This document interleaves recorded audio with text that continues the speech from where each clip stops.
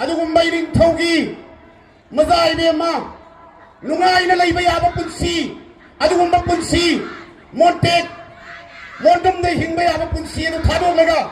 Manipur असिबु unitedly कन्ननबगिदमक्ता अदुमाइना होनखिबा अदुगुम्बा लुबा चिंगमाबनी हिजम लम्यान में हिजम बिराबोट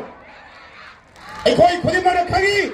अदु ओइबा तारगदि हौजिक मणिपुर द मचोई मचोई मसा मसागी आइडेंटिटी दा अगी हाइबो वाखल असी थादोके हाइबा तारगदि हौजिक मसिंग यामलिबा अखोईगी निगोल अदुगी निगोल की मचा ओइरिबा निगोल की हौरफम ओइरिबा मणिपुर की मितई नोंगसा सिगी मरक्तगी हिजम इराबोट लम्यान बा अमा थोलक्पा दरकार लई हाइबसी हाइमन मा थोगलबा मरम अदुरा हौजिक की ओइरक्लिबा फिबम मसिदा पुनमक कुताई सिन्ननबगिदमक्ता लम्यान बा हिजम इराबोट दरकार लई हाइबा वाफम मसि ngasiगी कोकोमीना सिन्दिबा मणिपुर कंग खोंगचन असिगी खुदोंग चाबा लौजरगा मितई बांगल कम्युनिटी की बहुत सिंजरगा UMPC ना मक्सी मियामदा फोंगना अखोईगी हौखिबा जनवरी की तांग कुनमाथोइदा कसार की बराक भेली दा मफम मदुदा लईबा मतम ममदा लम्यान बा हिजम इराबोट ना मफम मदुदा तौबिरंबा मफम मदुदा लईबा कम्युनिटी अनीबु नुक्सी चानना लईननबगिदमक्त होनबिरंबा मयाम अदु कोई लिक्लम मदु कोई फोंगुल लीबा हौजनुरे हौजिक सुमखा ताना हिजम इराबोट की लिक्लम बसे खोई चंगसिलगा मणिपुर द लेमिनरिबा कम्युनिटी पुनमक नुक्सी चानना लईरगा असिगुम्बा प्रोक्सी की मौंग मानबा इंडिया ना इशू असि लोइसननि दबगी मौंग सिंगसे मसि थेंगनबगे कोई रेडी लईरे हाइ वाफमदो मसि मियामनि बफाम ने खंदनजे यामना नोकनिंबा अमदि proc साकपा मौंग अमदि ngasi mangda lebiriba ekoi dais na phambiriba ekoi mayamna mihutni ekoi gi representation gi mihut sindaraga manipur gi ai hek maning sidalaiba assembly legislative assembly sida thabi kiba mihut humpu aduna ekoi praja gi mahut wa amadi apamba gi magi support da makoi gi mathuai kathopadi lairadana जी की सरकार की मौंदा दिल्ली की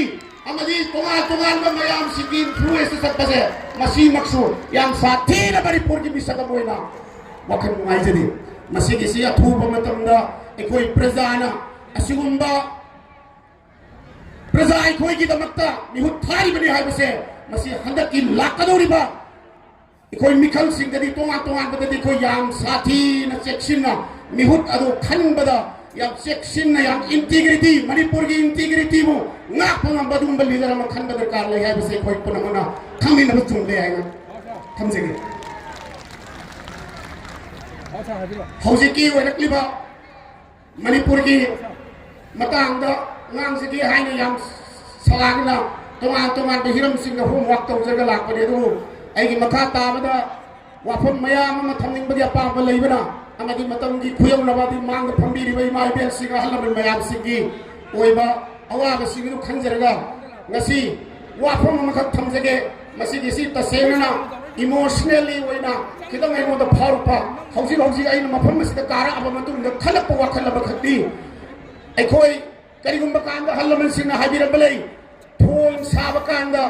थोंग याम तेकन ब करिगुंबा सोइबा तारगदी कनागुंबा मगी थवाई कटपा दरकार लई हाइबो खलमा Hague करिगुम कादा हल्लमन नै खोइदा लिबिरमबलै मणिपुर की हौजी की ओइरक्लिबा मचेत ताबगी वाखलसी अपुनबगी सकम ओइरनी कनागुम बामगी थवाई कटप दरकार लई हाइबा तारगदी यूनाइटेड मितई पागल कमिटी मणिपुर की जनरल सेक्रेटरी ओइरिबा रईस अहमद तंपाक बयुम रेडी लजरे I am ready to sacrifice for my motherland Manipur imana yai pare